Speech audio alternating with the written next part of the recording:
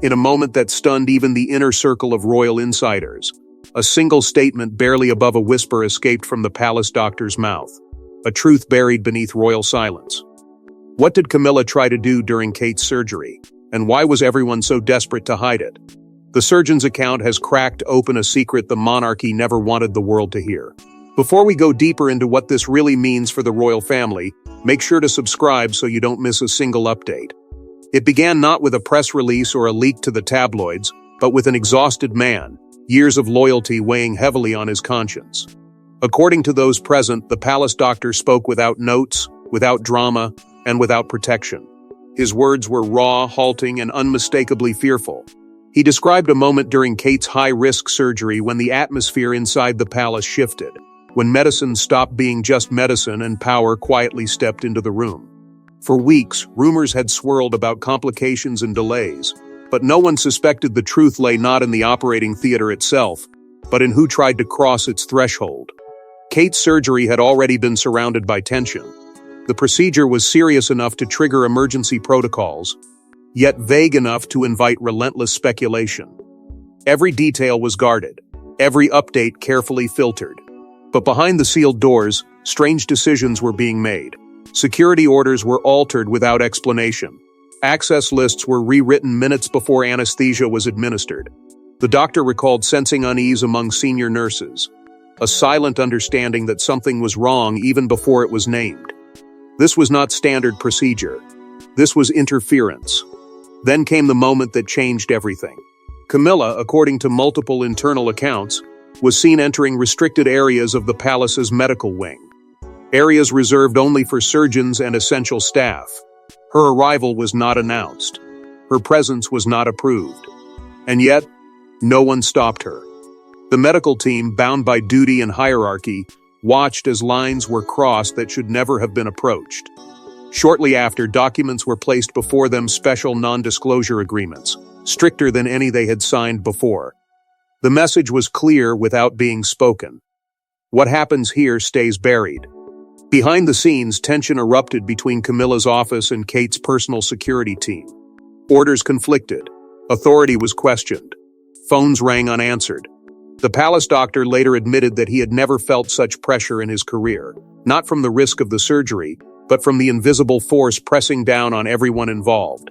It was no longer about Kate's recovery alone. It was about control, narrative, and fear of what the truth might do if it escaped. What exactly happened during that critical hour of surgery, and why did Camilla's presence become the focus of whispered alarm? Palace protocol is airtight, especially during royal medical procedures. So how did Camilla find herself steps from the surgical suite, against all pre-approved orders?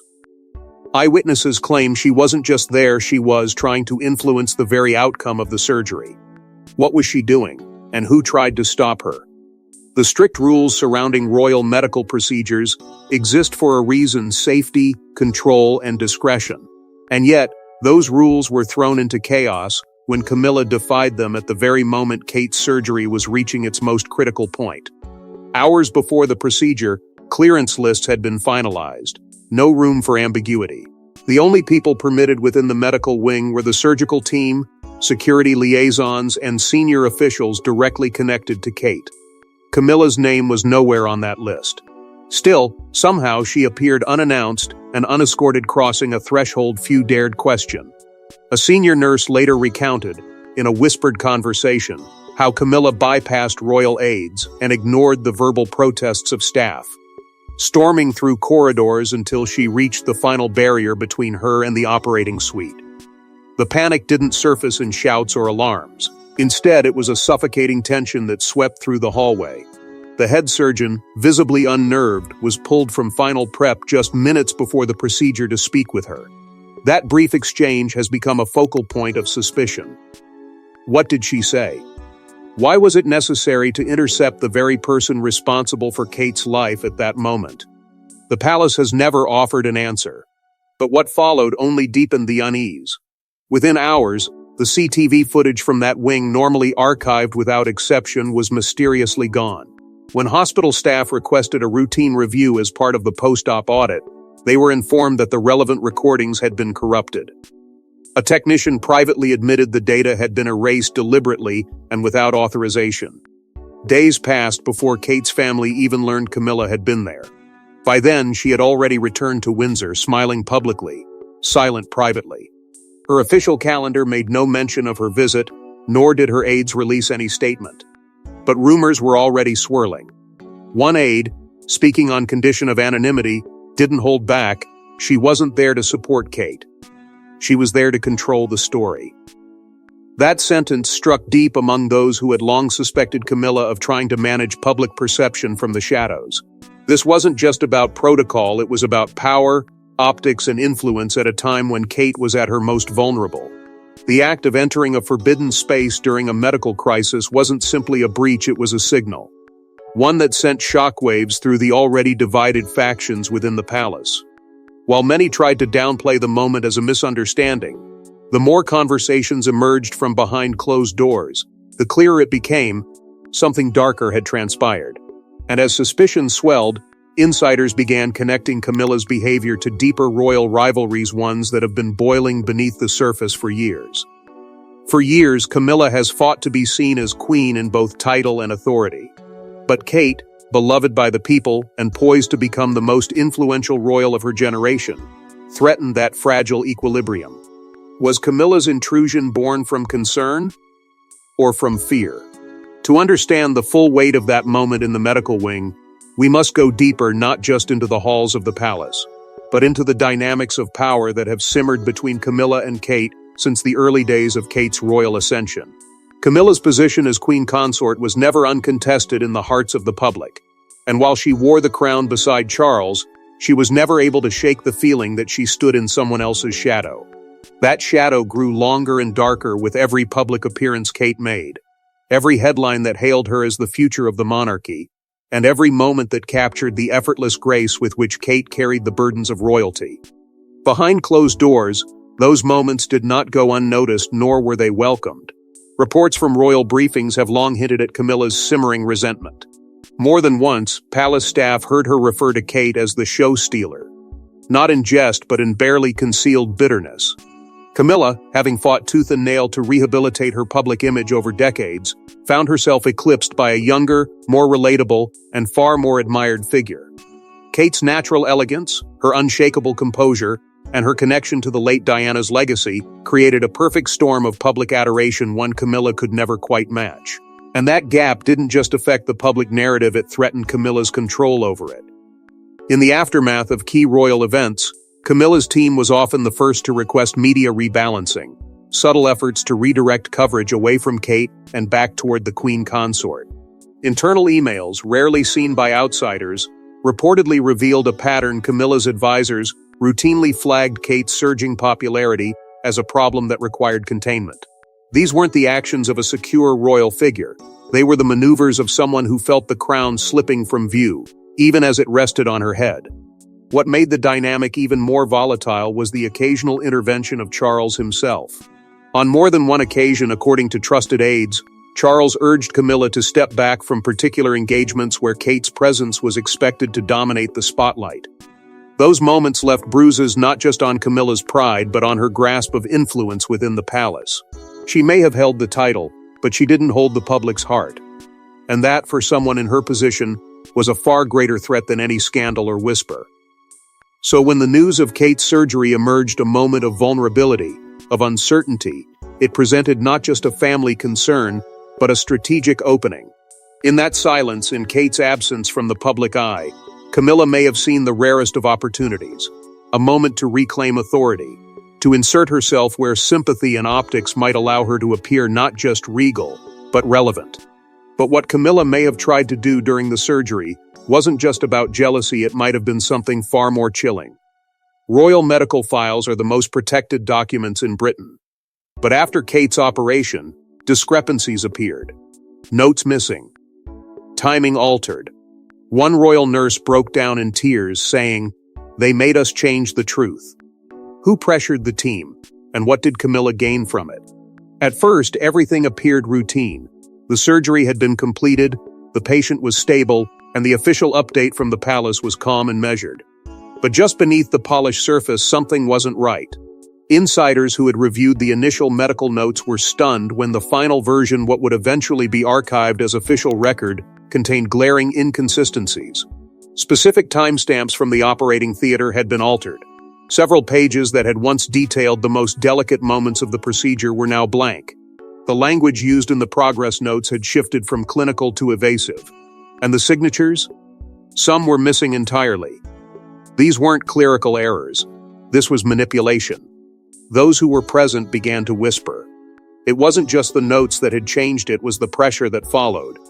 Nurses who had spoken openly about the procedure before were suddenly silent, avoiding eye contact. One of them, overcome by the weight of it all, allegedly confessed in private that they had been instructed to revise their record. When asked by whom, she hesitated before finally breaking down, murmuring, "It came from the top. A senior female royal." The implication hung in the air like smoke, and everyone in that room knew exactly who she meant. The situation escalated when one doctor, refusing to compromise his ethics, rejected the edit order outright. Days later, he was placed on leave without explanation, removed from his rotation, and never reinstated. No official reason was given, but word of his defiance spread quietly through the palace walls. The message was clear: those who resisted would be removed. Those who complied were protected. And through it all, Camilla's office maintained a stony silence except for one curious move. Even before Kate had been formally cleared for discharge, Camilla's communications team released a public statement praising the princess's remarkable recovery and resilience in the face of uncertainty. It was oddly timed. According to protocol, statements of that nature only came after final clearance from the head physician. But Camilla's release hit the press nearly 8 hours before that sign-off ever occurred. To some, it was an embarrassing misstep. To others, it was something far more deliberate, an attempt to seize the narrative and shape it before the truth had a chance to escape. Behind the scenes, Kate's personal team sensed something was off. They requested a second review of the surgical records, an internal audit by an independent medical advisor. But the request was swiftly denied, citing unnecessary disruption to palace proceedings. The decision left many stunned. How could clarity be seen as a disruption? Unless, of course, clarity was the very thing they feared. As the truth began to unravel, one figure emerged as the quiet protector of Kate's integrity, and he was ready to challenge the queen consort herself. Prince William doesn't take palace politics lightly, but when it involves his wife and mother of his children, there are no rules. Insiders now confirm a fierce and private confrontation between William and Camilla that left the palace trembling. The words exchanged? "Stay away from my family." By the time William was fully informed of what had transpired during Kate's operation, the damage had already rooted itself deep within the palace walls. He was not briefed immediately. It took days of internal whispers, urgent calls from trusted aides, and finally a confidential sit-down with a senior security official for the full scope to be revealed. The unauthorized entry, the altered files, the quiet panic among staff. William's expression reportedly darkened with each detail, his demeanor shifting from controlled to storming. Those close to him say it was the kind of rage he reserves for only one thing: threats to his family. And in that moment, he wasn't just a prince, he was a husband betrayed, and a father cornered. What followed was a confrontation no royal watcher could have ever predicted. Behind a sealed door with only a few high-level witnesses, William confronted Camilla. This wasn't ceremonial or diplomatic. This was raw, unfiltered, and scorching. Witnesses say the air in the room turned heavy as he demanded to know why she had interfered, who had given her access, and how she could possibly justify stepping into a space so private, so sacred. Camilla, ever the strategist, allegedly attempted to defuse the situation by insisting her actions were born from genuine concern and a wish to ensure the public narrative didn't spiral into chaos. But William wasn't buying it. Not this time. His voice reportedly shook the walls when he delivered the line that stunned the room: "Stay away from my family." Those words weren't just a rebuke, they were a declaration. A line drawn in the sand. Charles, caught between two of the most powerful forces in his life, stood paralyzed. According to one insider, he looked withered and shaken, unable or unwilling to intervene. When pushed to speak, he remained quiet, eyes fixed on the floor. That silence spoke volumes. William saw it as a betrayal, a moment of weakness from a father unwilling to shield the very people the crown depends on. For Camilla, it was a sharp turn in what had once been a tightly controlled game. Her attempts to maintain composure faltered as she realized William wasn't just reacting, he was taking action. The aftermath was immediate. Kate's discharge was delayed by nearly 48 hours as internal investigations disrupted normal procedure. William demanded a full-scale security reassessment not just for his wife, but for every royal medical facility. Every access point, every protocol, every communication channel was to be audited under his watch. His private secretary was instructed to bypass traditional channels and report directly to him until the review was complete. In William's world, that level of control meant war. But William wasn't the only one rattled. Camilla's own allies began to distance themselves as more details emerged. In a stunning turnaround, the palace released a sharply worded statement dismissing any interference in Kate's surgery. But behind closed doors, staff were being let go, security codes changed, and private meetings held in the dead of night. If nothing happened, why the cover-up? The palace's response was swift and calculated, as if scripted in anticipation of a public backlash.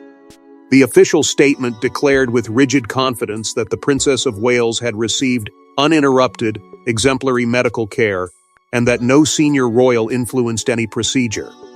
It sounded final, cold, but inside the palace walls, no one was convinced.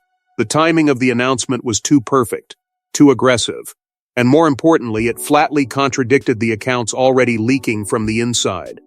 The statement denied everything, yet the palace itself was already in quiet crisis mode. Within hours of the press release, 2 senior aides, both with direct links to Camilla's office, were removed from their positions without ceremony. No formal announcements, no farewell messages.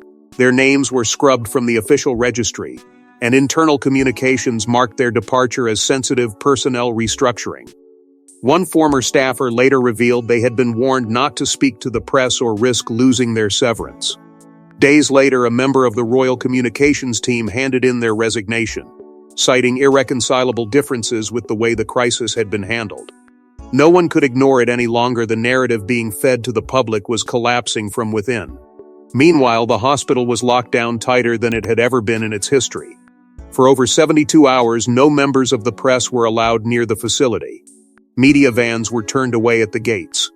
Even seasoned royal correspondents, many with decades of palace access, were left without answers. Internally, Kate's wing was sealed under a special security protocol, one not used since the final hours of Queen Elizabeth's life. Staff movements were restricted, phones confiscated during shifts, and electronic logs of visitors went mysteriously missing. Behind the scenes, meetings were held late at night, often lasting until dawn. Senior security personnel were shuffled between locations. There was no official audit announced, but insiders confirmed a full-scale internal investigation was underway. And yet, when Parliament members inquired about access to the findings, they were met with a blunt refusal. The files, it seemed, had already been marked classified. For an event supposedly free of controversy, the royal machine was operating at DEFCON levels of secrecy. Perhaps most telling of all was Camilla's sudden disappearance from the spotlight. In the days following the statement, 3 of her upcoming public appearances were quietly canceled. No explanation, no substitutions, not even a mention of illness or scheduling conflict. She had vanished just as scrutiny reached its peak.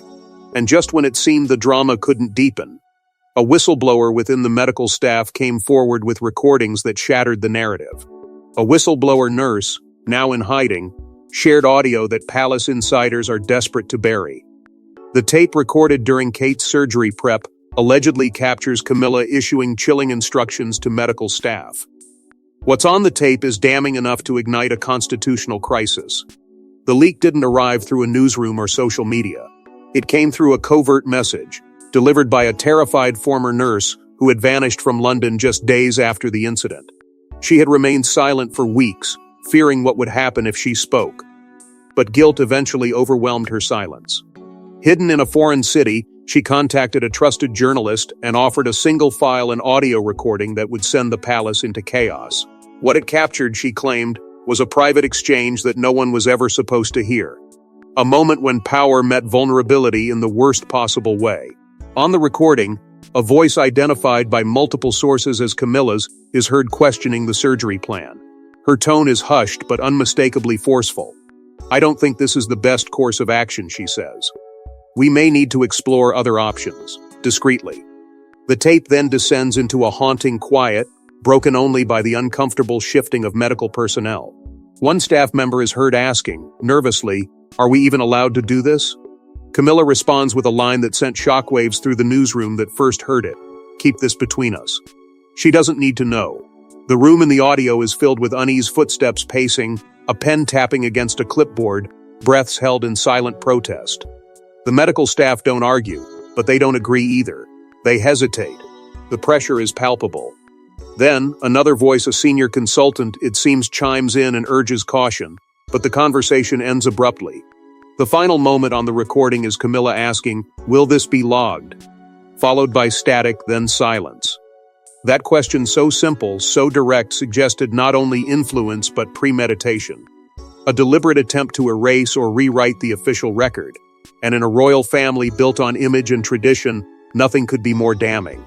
The nurse who captured the moment says she recorded it to protect herself. At the time, she feared what might happen if someone tried to blame the staff for what was happening behind the scenes. But the moment the investigation began and files started disappearing, she knew she had to flee. Before she left the country, she made several copies and sent one to a journalist with a simple message: "If anything happens to me, release this." The journalist, who has since gone underground as well, has confirmed the authenticity of the audio but refuses to release it in full, citing legal threats. And the palace's response? Swift and ruthless. Lawyers were dispatched with cease and desist letters to major outlets. A gag order was quietly filed. Insiders were reminded of their loyalty oaths. But despite royal efforts to contain the flames, the public had already heard enough and pressure was mounting for answers. The nation erupted. Hashtags surged. Tabloids printed headlines like "Queen of Shadows" and "Camilla's Bloody Hands." Citizens gathered outside royal grounds demanding transparency. For the first time, Camilla's reputation as queen consort stood on the edge of total collapse. It began with a whisper, but by the time the recording surfaced, the roar of public fury was deafening. Social media platforms exploded within hours. Clips of alleged transcripts, voice analysis breakdowns, and real-time reactions dominated every feed. TikTok sleuths, Twitter threads, and YouTube expos dissected every second of the leaked tape, and even those who had once supported Camilla now hesitated to defend her. The carefully curated image of the queen consort, years in the making, began to unravel with stunning speed. For a public already wary of monarchy excess and elitist opacity, this wasn't just a scandal, it was confirmation of everything they'd suspected. Power wielded in the shadows, unchecked and without consequence. Public polling data followed swiftly, and the results were devastating. Within 3 days, Camilla's favorability dropped to its lowest recorded point since her marriage to Charles. One poll showed more than 70% of respondents believed she should issue a public apology. Nearly half believed she should step down from royal duties altogether. This wasn't just about her actions, it was about trust. And for the public, that trust had been shattered beyond repair. Meanwhile, once loyal media allies turned cold. Royal correspondents, long accused of turning a blind eye to internal conflicts, began to speak out. Some admitted they'd heard whispers before but were told to hold the line. Now they were under no such obligation, and they came forward with their own stories of intimidation, redacted statements, and pressured retractions. Inside Parliament, the silence from Camilla's political backers was deafening. Those who had once praised her diplomatic tact and regal transformation now offered no comment. Some were seen ducking questions entirely, while others refused to be drawn into the controversy at all. Anonymous palace aides leaked quiet pleas for calm, desperate attempts to salvage the last remnants of royal dignity. Internal memos urged staff to remain neutral and avoid discussing the incident, but the damage had already passed the point of control. Rumors swirled of emergency meetings in Windsor, last-minute legal consultations, and even a contingency strategy should Camilla be forced into seclusion. Through it all, Kate remained completely silent. Still recovering, still shielded from the press, her absence only magnified the storm. She made no statement, gave no interview, and offered no reaction. But in the void, her silence spoke volumes. She became a symbol not just of resilience, but of grace under fire. Every image of her, every clip from years past, was reshared and reframed as evidence of quiet strength against rising tyranny. The people weren't just defending Kate, they were rallying behind her. And in the eye of the storm, Kate's next move would silence the chaos and shift the balance of royal power forever. Kate emerged not with vengeance, but with dignity. In a carefully worded statement read from Kensington Palace, she confirmed her deep appreciation for integrity and care, and subtly acknowledged the betrayal. It was a queenly message without needing the title, and it changed everything. The world had waited with bated breath for her voice. In the wake of explosive headlines, leaked recordings, and the public unraveling of a royal power struggle, it was Kate's silence that had spoken the loudest. But now, that silence was broken not through an interview or television appearance, but a written address, delivered with calm precision from within the palace walls. There were no accusations, no names mentioned, yet every word carried unmistakable weight.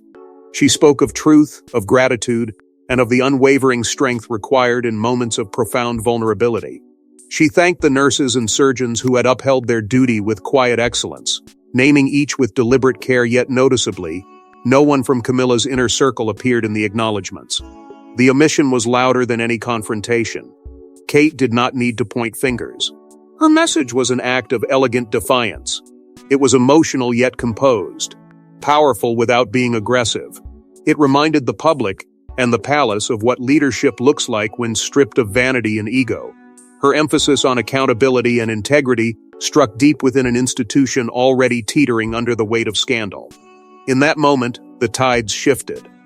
The public, already on her side, embraced her not as a royal in recovery, but as a symbol of resilience, dignity, and courage under fire. The impact within the monarchy was immediate. Discussions began quietly among royal advisors about re-evaluating internal protocols. Access control, crisis management, and media strategy were all brought under scrutiny. The message was clear. The old ways of managing scandal from behind velvet curtains would no longer suffice. Transparency, once seen as a threat, had become a necessity. William's role in the storm, once deemed reactive, now appeared prophetic. His protective instincts had proven not only justified, but essential. His popularity soared, further cementing the couple as the monarchy's future trusted, grounded, and deeply human. Camilla, by contrast, vanished from view. No statements, no reappearances. Her allies, now few and fragmented, offered only muted support. Public trust in her crumbled, and within the palace, her influence waned behind the heavy doors of silence and damage control. She had gambled everything on discretion and manipulation and lost to the very thing she tried to suppress, Kate's quiet strength. Kate's return to public life wasn't dramatic, it was deliberate. Her first appearance was simple, understated, but radiant with newfound reverence. The nation didn't just see a princess, they saw a survivor, a leader, a woman who faced betrayal from within her own royal family, and met it not with retaliation, but with unwavering grace. Her presence was no longer symbolic of a future queen, it was proof that the crown's true strength lies in character, not title. And while the palace may never admit what truly happened, one thing was clear: this royal storm left scars that would shape the monarchy's future forever. Thanks for watching. Please don't forget to like and subscribe, and we will see you in next one.